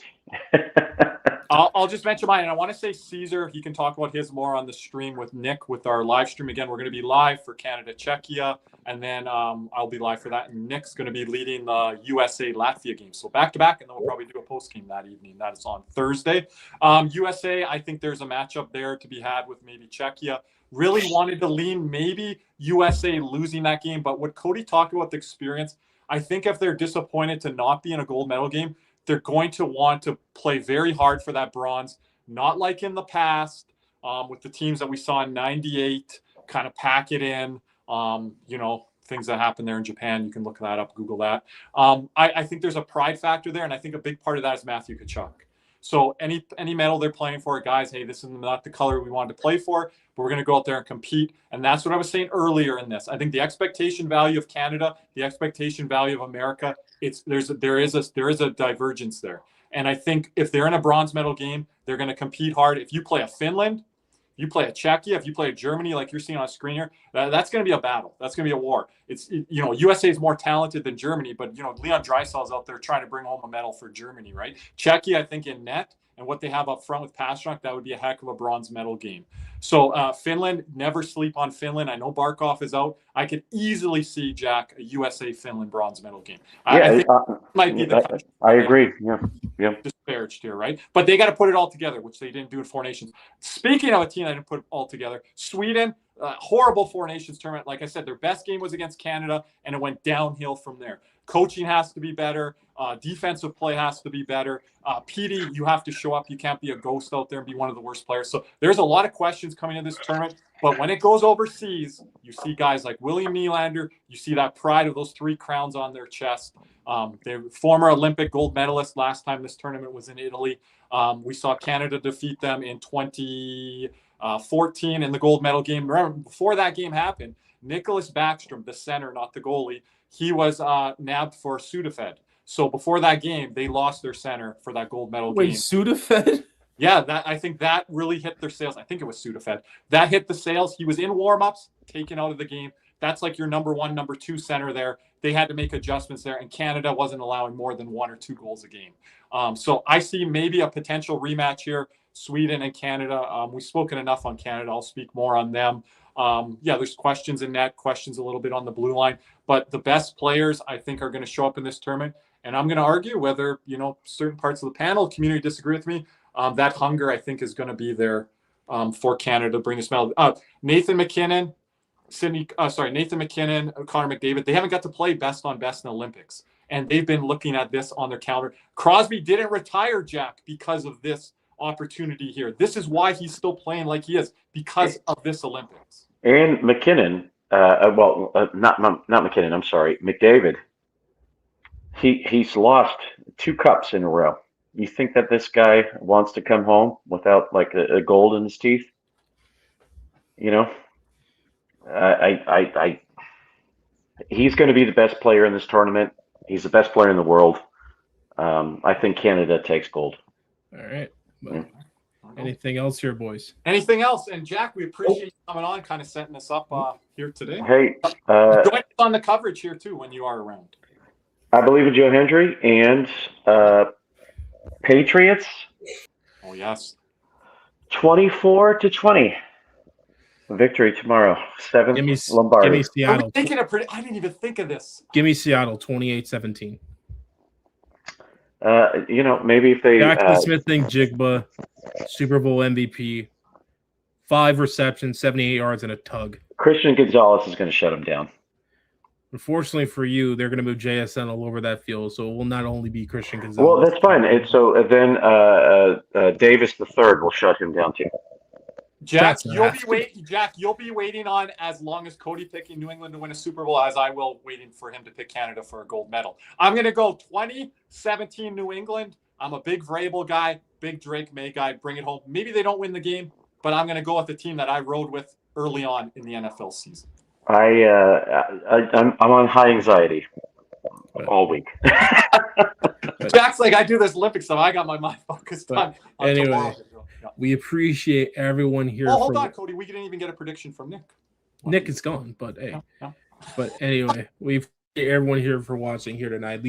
Once again, go to the Cats and Rats YouTube channel. If you are a member, go to post. Third post down will be where you would put your predictions in order for your chance to win a USA jersey, courtesy of Jose Navy Noel. Appreciate that, Jose.